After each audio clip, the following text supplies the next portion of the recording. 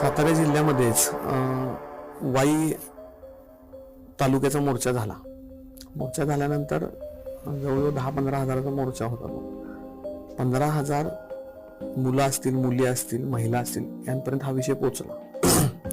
पोचल्यानंतर 2 ते 3 दिवसानंतरच पसरणी भाग जो आहे वाई तालुक्यामध्ये, त्या भागातून एक 35 ते 40 वर्षाचा एक ग्रहस्थ, मुस्लिम ग्रहस्थ, एका 8वीच्या मुलीला शाळेच्या गणवेशात डबल शीट बसून पाचगलीच्या दिशेने चालला होता. आपल्या त्या कार्यकर्त्यांनी बघितलं की हा थोडंसं काय तर वेगळं दिसतंय. त्याचा अटकाव केला, त्याला थांबवलं. थांबवल्यानंतर दादा कुठं चाललाय तुम्ही? नाही म्हणलं माझी मैत्रीण आहे. म्हणजे तुमचं तर 35-40 वय दिसतं आणि 8वी शाळेतली कशी मैत्रीण असू शकते? मग त्याने हुज्जत घालायला चालू केल्यानंतर त्याला 2 कानाखाली आपल्या कार्यकर्त्यांनी दिले.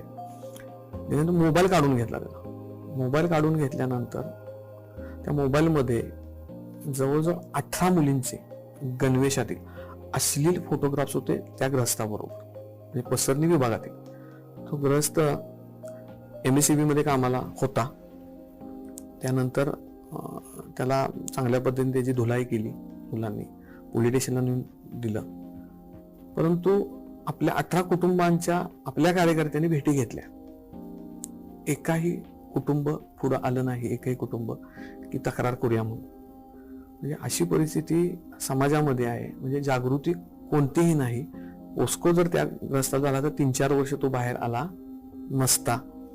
आणि तो 18 मुलींचा वापर करत होता. ऑलरेडी त्याचं लग्न झालेलं होतं. 3 मुली आणि 1 मुलगा त्याला आहे. अशी परिस्थिती ऑल ओव्हर महाराष्ट्रात आहे. त्याचबरोबर विट्याचं उदाहरण द्यायचं झालं तर विट्यामध्ये हिंदू धनगर समाजाची मुलगी, ती मुलगी शाळेला ग्रामीण भागातून विट्याला जात असे.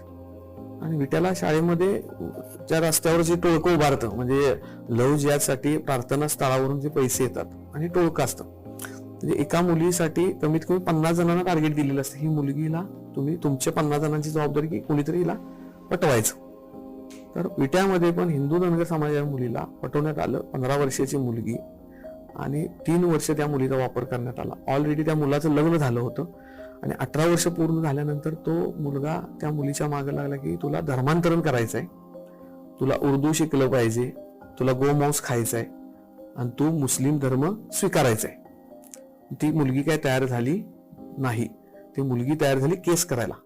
ती मागच्या महिन्यात त्या मुलीनं त्या मुलावर केस केली आणि त्याला अटक झाली. बलात्काराची केस त्या मुलावर झाली. अशी असंख्य उदाहरणं हे समाजात वावरत असतात.